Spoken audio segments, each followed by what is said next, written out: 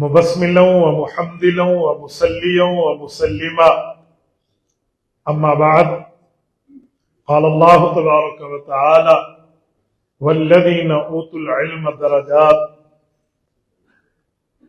عن عمر بن الخطاب رضي الله تعالى عنه قال قال رسول الله صلى الله عليه وسلم إنما شفاء الأي السؤال رواه الإمام الهمام أبو داود في سننه اللهم صل على محمد وعلى آل محمد كما صليت على إبراهيم وعلى آل إبراهيم إنك حميد مجيد اللهم بارك على محمد وعلى آل محمد كما باركت على إبراهيم وعلى آل إبراهيم إنك حميد مجيد. معزز دوستو اور میرے عزیز طالب علم بھائیوں، دارالقرآن فیصل آباد سے تعلق رکھنے والے، علم نبوی کے اندر اپنی زندگی کو وقف کرنے والے ساتھیوں، آج دارالقرآن میں میری دوسری مرتبہ حاضری ہے. ایک مرتبہ پہلے غالباً 2014، آج سے 10 سال پہلے کی بات ہے، شیخ الحدیث حضرت مولانا عبد المجید لدھیانوی نور اللہ مرکزہ کی معیت میں حاضری ہوئی تھی. ختم بخاری کے وقت، جس وقت میری ایک بھانجی اور ایک بھانجے نے یہاں سے دورہ حدیث کیا تھا، اور آج 10 سال کے بعد دوبارہ حاضری ہو رہی ہے. رب کریم جزائے خیر عطا فرمائے حضرت مولانا قاری جمیل صاحب کو، جنہوں نے ماشاءاللہ میری بات مانی اور مغرب کی نماز کی امامت فرمائی اور ہم ان کی تلاوت سے مستفیض ہوئے. اللہ جل شانہ ان کی علم میں، عمر میں، صحت میں برکات عطا فرمائے، اور ان کے والد مکرم حضرت مولانا قاری محمد یاسین دامت برکاتہم کی زندگی میں برکات عطا فرمائے. رب کریم اس گلشن کو یوں شاد اور آباد رکھے. اللہ پاک اس میں روحانی، ایمانی، جسمانی اور ترقیاتی ساری ترقیات عطا فرمائے.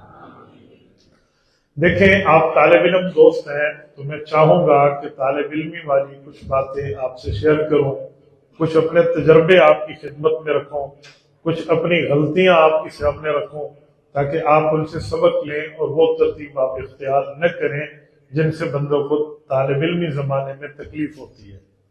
ایک ہوتا ہے تجربہ کرنا، ایک ہوتا ہے تجربے سے سبق حاصل کرنا.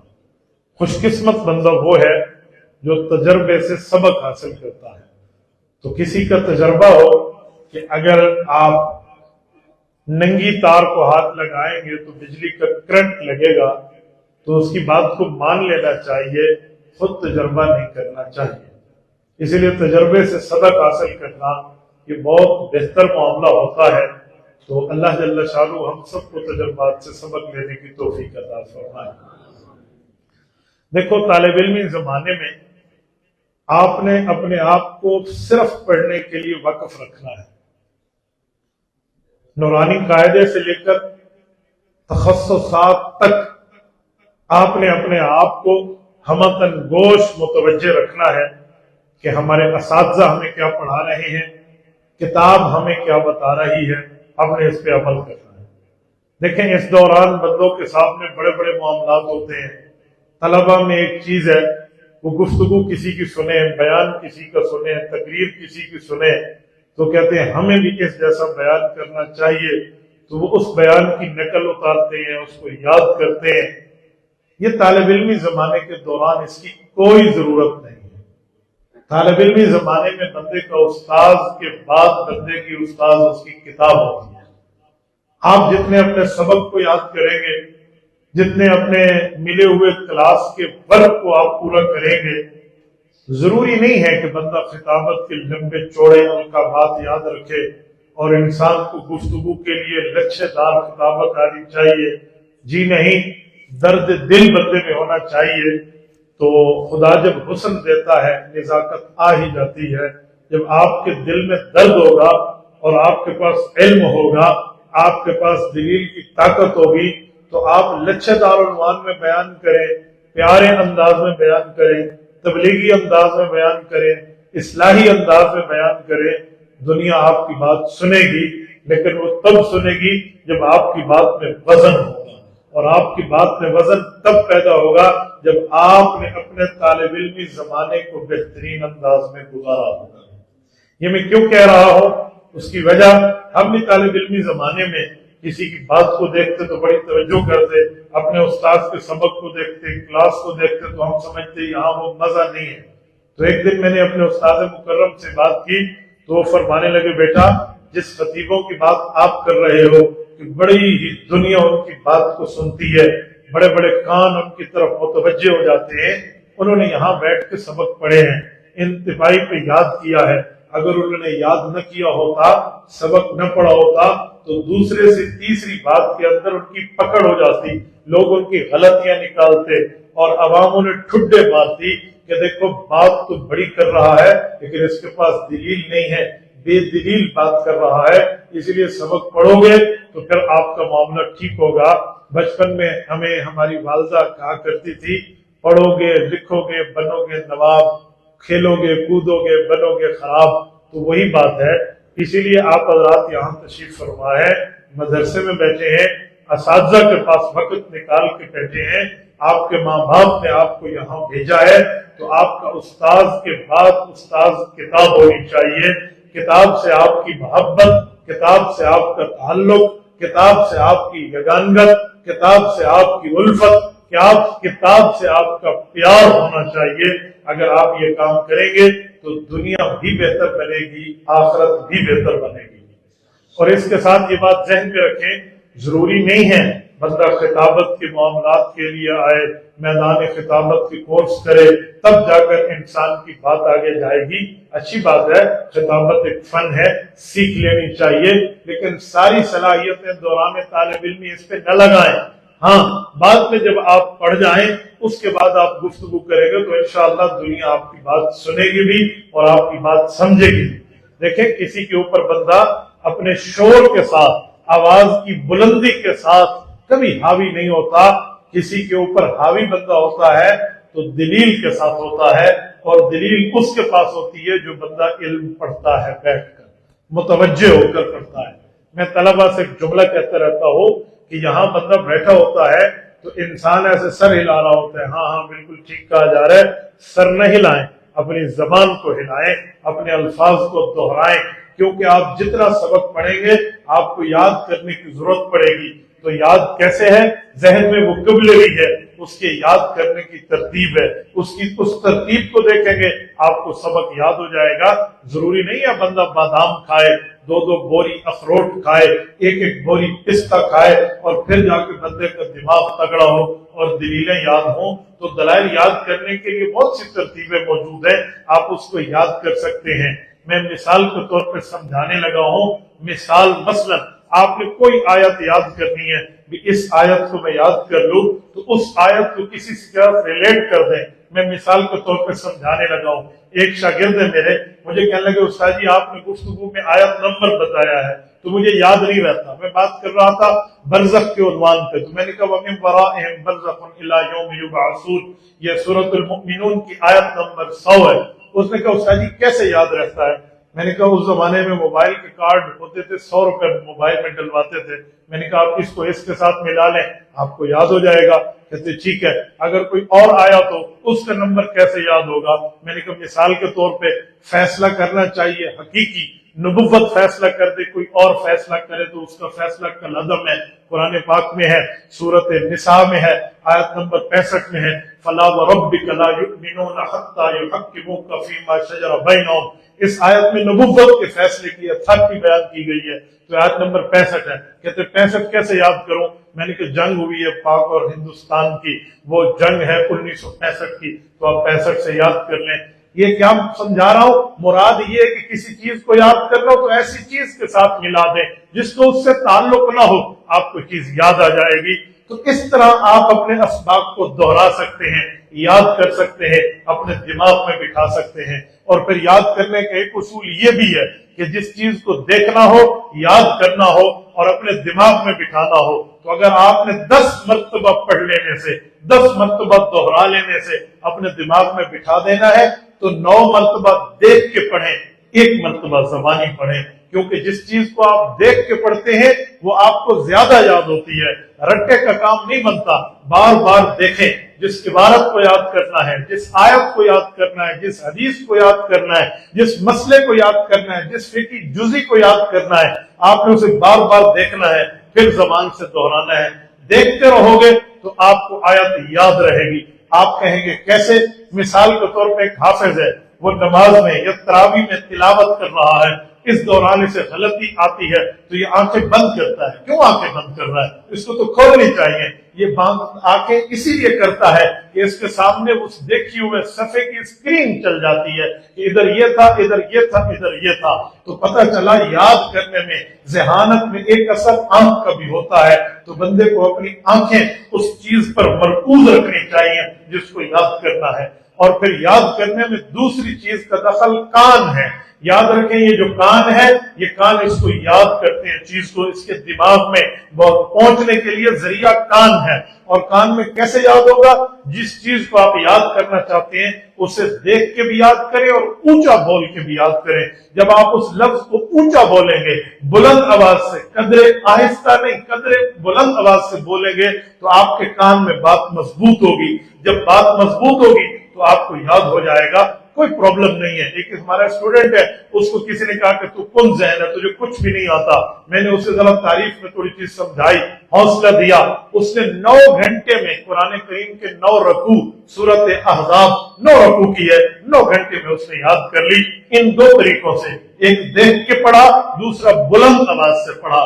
تو آپ نے اپنے سبق کو دہرانا ہے، دیکھ کے پڑھیں، بلند آواز سے پڑھیں تو آپ کو یاد ہو جائے گا۔ اگر اس پر بھی کسی طالب علم کو سبق یاد نہیں ہوتا، یہ بالکل 3rd لیول میں چیز جاتی ہے، تو اس کی بات ہے پھر اس بندے کو چاہیے وہ دیکھ کے بھی پڑھے، اونچا بھی پڑھے، ایک چیز مزید اضافہ کر دے کہ اس عبارت کو اپنے ہاتھ سے لکھ لے، اس مسئلے کو اپنے ہاتھ سے لکھ لے، اس سبق کو اپنے ہاتھ سے لکھ لے۔ یاد رکھیں، یہ مجھے دیکھیں، یہ پورا تعلق ہے۔ ایک منٹ آپ آئیں، اسے پکڑنا ذرا، میں آپ کو سمجھانے لگا ہوں، بالکل کونے میں ہو جائے۔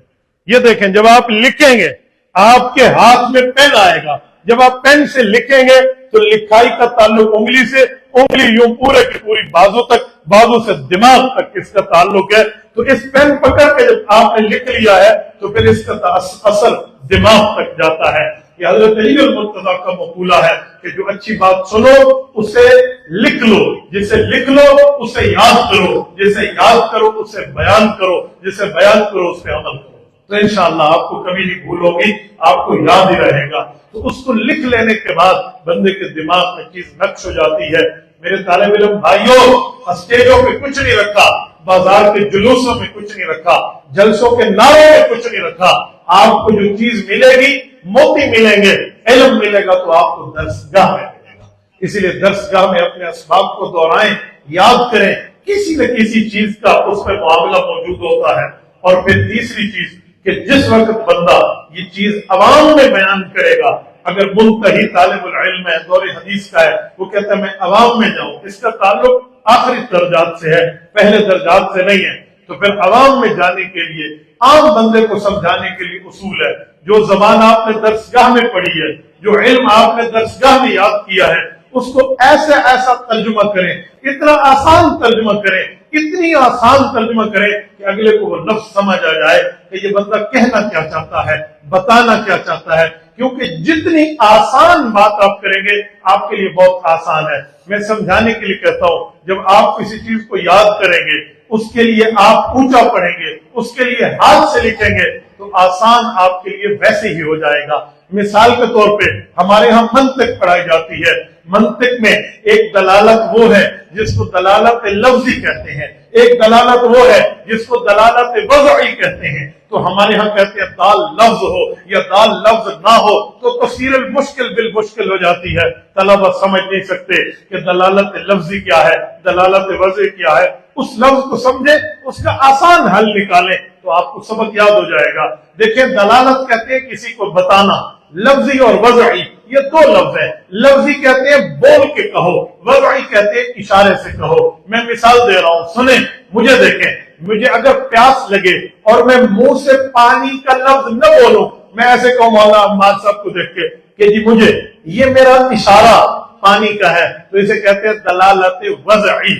تو کسی طرح میں لفظ بولوں اجی مجھے پانی چاہیے، یہ ہے دلالت وضع کے ساتھ لفظی، کیونکہ میں نے زبان سے بات کی ہے.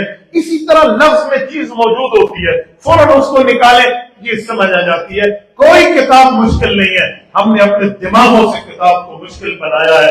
کوئی سبق مشکل نہیں ہے، ہم نے اپنے انداز سے سبق کو مشکل بنایا ہے.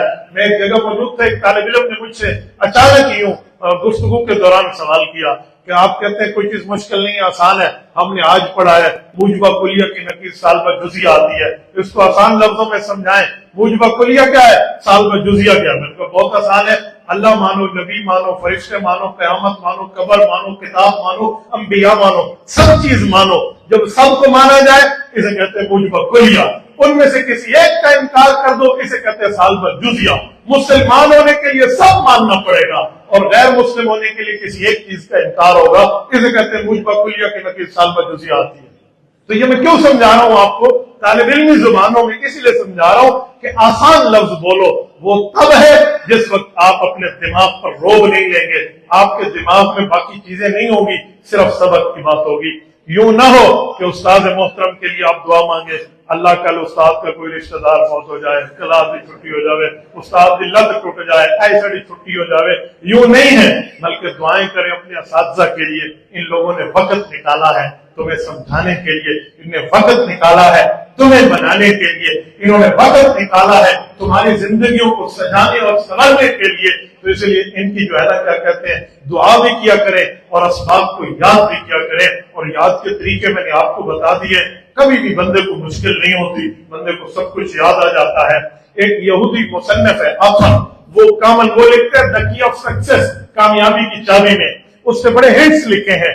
ان ہنٹسوں کو میں آپ کی خدمت میں رکھوں تو بہت آسان ہے. وہ کہتے ہیں کبھی بندہ ہنس رہا ہو، زیادہ ہنس رہا ہو اور اس کو ہنسی پہ کنٹرول نہ ہو تو وہ فوراً اپنے ناخن کو دیکھے، کہتے ہیں چند سیکنڈ ہی دیکھے گا اس کی ہنسی رک جائے گی. میں نے تو تجربہ کیا ہے، کسی موقع پہ آپ بیٹھے ہنسی پہ ہنسی آ رہی ہو، بالکل کنٹرول ہی نہ ہو، آپ ایسے ناخن کو چند سیکنڈ ٹک ٹکی لگا کے دیکھیں، آپ کی ہنسی رک جائے گی. کوئی چیز بندے کو یاد نہ ہو رہی ہو تو اطباء، حکیم، ڈاکٹر، معالج کہتے ہیں کہ یہ جو بندہ کی جہاں 4 انگلیاں شروع ہوتی ہیں، یہ جو ان کے ہاتھ کے اندر جڑیں موجود ہیں، اگر ان کو دباؤ گے دماغ میں جو خلیے ہیں وہ کھل جاتے ہیں، بندے کو پرانی یادداشت یاد آ جاتی ہے. آپ بڑوں کو دیکھیں، وہ گفتگو کے دوران یوں کرتے ہیں. مکہ اس لیے نہیں رکھ رہے ہوتے کہ کسی کو وہ پنچ ماریں گے چہرے پہ، وہ مکہ اس لیے بنائے ہوتے ہیں کہ یہاں دبانے سے بندے کو پرانی یادداشت یاد آ جاتی ہے، تو بندے کو سبق یاد آ جاتا ہے، اس لیے مشکل نہیں ہوتی. تو آپ کوشش کریں اپنے سبق پہ توجہ دینے کے لیے، کوشش کریں اپنی کتاب کو یاد کرنے کے لیے. میں کوئی بڑی باتیں نہیں کر رہا، لیکن اپنی بات آپ کو سنا رہا ہوں تحدیث کی نعمت کے طور پہ. میں نے الحمدللہ اولا تخصص جتنا پڑھا ہے، جتنے اساتذہ سے پڑھا ہے، جتنے مدرسے میں پڑھا ہے، کبھی کسی ایک استاد سے سبق کے اوپر ایک ڈنڈا بھی نہیں کھایا، ایک ڈنڈا بھی نہیں کھایا. میری گفتگو براہ راست چلتی ہے، میرے اساتذہ اس کو دیکھتے ہیں، میرے اساتذہ میری دعائیں کرتے ہیں. کئی اساتذہ سے میرا رابطہ ہے. آپ یقین مانیں میرے تمام اساتذہ کرام سن رہے ہوتے ہیں، میں نے کبھی کسی استاد سے ایک ڈنڈا نہیں کھایا. اس کی وجہ یہ نہیں ہے کہ ہم کوئی 2 کلو دماغ لے کے آئے ہیں اور باقی طالب علم آدھا کلو لے کے آئے ہیں، ہمارا دماغ بڑا ہے. جی نہیں، جتنا دماغ آپ کا ہے اتنا دماغ ہمارا ہے. وجہ یہ ہے کہ ہم نے اپنے دماغ کو صرف دین کے لیے لگایا، صرف اس چیزوں کے لیے سمجھایا، اپنے آپ کو ہمتن گوش کتاب پر متوجہ کیا تو سبق یاد ہو گیا. مجھے آج بھی یاد ہے، یہ ملحق بالرباعی کا سبق علم الصیغہ میں چل رہا تھا، تو اس کے اوپر ہمارے استاد محترم نے مجھے کہا کہ سبق سنائیں صبح، اور میں نے رات کو سبق یاد نہیں کیا تھا، بخار تھا یا کوئی وجہ تھی. صبح مجھے سبق کلاس میں نہیں آیا. میں نے استاد جی سے کہا، استاد جی 45 منٹ کا پیریڈ ہے، اس وقت 5 منٹ ہوئے، 40 منٹ رہتے ہیں، مجھے جسٹ 15 منٹ دے دیں. اگر میں نے سبق یاد کر کے نہ سنایا آپ مجھے جو سزا دیں. میرے استاد نے یوں گھڑی اتاری اور تپائی پہ یوں گھڑی رکھی، کہ جی بالکل اٹھو اور سبق دہراؤ. مجھے آج بھی یاد ہے وہ سبق اور پچھلے والا فائل ذکر تھا تمار اللبان کا سبق. میں نے 15 سے بھی پہلے منٹس کے اندر استاد جی کو یاد کر کے سنا دیا تھا. اس کی وجہ صرف یہ ہے کہ اپنی تمام توجہات کتاب پہ رکھیں، اپنی تمام صلاحیتیں کتاب پہ رکھیں اور اپنے آپ کو کتاب کے سامنے زیرو کر دیں کہ کتاب میں لکھا کیا ہے، بندے کو حفظ ہو جائے، کتاب کہتی کیا ہے بندے کو یاد ہو جائے، اور کتاب کے معاملات کیا ہیں بندے کو حفظ ہو جائے۔ یہ چیزیں ہو جائیں گی تو کبھی بھی آپ کے لیے مشکل نہیں رہے گا۔ آپ کتاب کا ادب کیا کریں، استاد کا ادب کیا کریں، تب جا کر بندے کو چیز آتی ہے۔ کیوں؟ الدین کلہ ادب، جو دین سارے کا سارا ہے قاعدہ ادب ہے۔ تو ادب یہی ہے کہ آپ کتاب کے بھی ادب کریں، استاد کے بھی ادب کریں۔ لیکن ادب کا یہ معنی جو عام طالب علم سمجھتا ہے کہ استاد سے سبق میں سوال نہ پوچھو، یہ ادب کا معنی نہیں ہے، یہ ادب نہیں ہے، یہ تو آپ اپنے حق سے کنجوسی کر رہے ہیں۔ میں نے حدیث پاک شروع میں پڑھی ہے، امام سلیمان ابن اشعث السجستانی، جن کا نام امام ابو داؤد کنیت رحمہ اللہ سنن نبی داؤد میں حضرت عمر رضی اللہ عنہ کا فرمان لائے ہیں۔ اللہ کے رسول نے فرمایا انما شفاء العی السؤال۔ کیا مطلب؟ فرمایا بیمار دو قسم کے ہیں، ایک بیمار جسمانی ہے، ایک بیمار ذہنی ہے۔ فرمایا جسمانی بیمار کی علاج ڈاکٹر، حکیم، طبیب، معالج کے پاس ہے، اور ذہنی بیمار کی جواب کی مثال استاد کے پاس ہے۔ وہ جتنا سوال کرے گا اپنی بیماری کو ختم کرے گا۔ سبق کے بارے، سبق کے معاملات کے بارے جو چیز سمجھ نہ آئے اساتذہ سے پوچھیں، ایک ایک چیز پوچھیں۔ ہو سکتا ہے جو آپ کے دماغ میں چل رہا ہے وہ استاد کے دماغ میں نہ چل رہا ہو سکتا ہے جو آپ کا مائنڈ سیٹ ہے وہ استاد کا اس وقت نہ ہو، اس کی توجہ کسی اور چیز پہ ہو۔ آپ پوچھیں گے سمجھیں گے، پوچھیں گے سمجھیں گے، سوال کریں گے سمجھیں گے، ایک ایک چیز کو نوٹ کریں گے، لکھیں گے، تب جا کر آپ کو معاملے میں یاد آئے گا۔ میں الحمدللہ آج تک کوشش کرتا ہوں کوئی بڑا مل جائے، کوئی فن کا ماہر مل جائے، چاہے مجھ سے عمر میں چھوٹا کیوں نہ ہو، وہ ماہر فن ہو، مجھے اس کے گھر چل کے جانا پڑے میں چل کے جاتا ہوں، پوچھنا پڑے اس کے پاس جا کے پوچھتا ہوں۔ کبھی شرم نہ کریں اپنے سے بڑے سے پوچھنے میں۔ ہاں آپ کا کوئی ساتھی ہے اور وہ بڑا ہو گیا ہے، یعنی اس کو دنیا سنتی ہے، تو آپ بڑے کے ساتھ چل کے فائدہ لے سکتے ہیں، مقابلہ کر کے فائدہ نہیں لے سکتے۔ تو جتنا سنیں گے اتنا زیادہ آپ کو فائدہ ہے۔ اللہ نے کان دو دیے ہیں، زبان ایک دی ہے، تو بولنا کم ہے، سننا زیادہ ہے۔ اس وجہ سے بندے کو فائدہ ہوتا ہے۔ جو بزرگ بتا دیں ہم اس کو سن لیں، ہو سکے تو ایک ڈائری رکھیں، اس کو نوٹ کر لیں، کبھی نہ کبھی ضرور آپ کے کام آئے گا۔ میں آپ کو ایک مثال دیتا ہوں، آپ توجہ رکھنا کہ بندہ آسان سے آسان بات کیسے کرتا ہے۔ بعض اوقات سوال کے اندر جواب موجود ہوتا ہے۔ میرے ہاں تخصص الافتاء ماشاءاللہ پچھلے 15 سال سے ہے۔ میں 1 سال پہلے کی بات کر رہا ہوں۔ ہمارے ہاں جو فضلاء کرام تخصص الافتاء میں بیٹھتے ہیں، میں نے انہیں کھلے سوال کی اجازت دی ہوئی ہے، جو مرضی ہے آپ سوال کریں۔ جس عنوان پہ چل رہا ہے آپ جتنا مرضی سوال کریں گے، سبجیکٹ پہ میں جواب دوں گا۔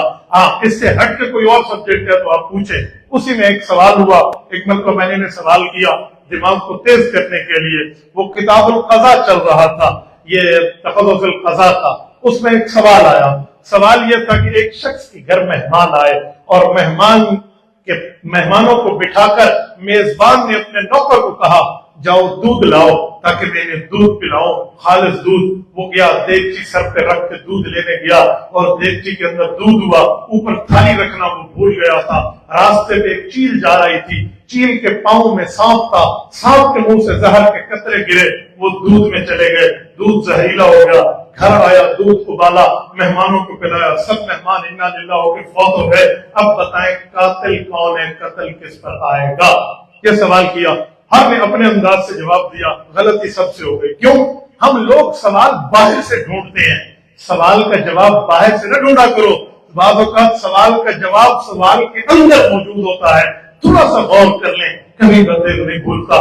وہ کہنے لگے نہیں یہ جو وہ ہے نا کیا کہتے ہیں، یہ جو اصل غفلت ہوئی ہے مالک سے، یہ اس کو اوپر رکھنے کے لیے تھالی دیتا، مالک قاتل ہے۔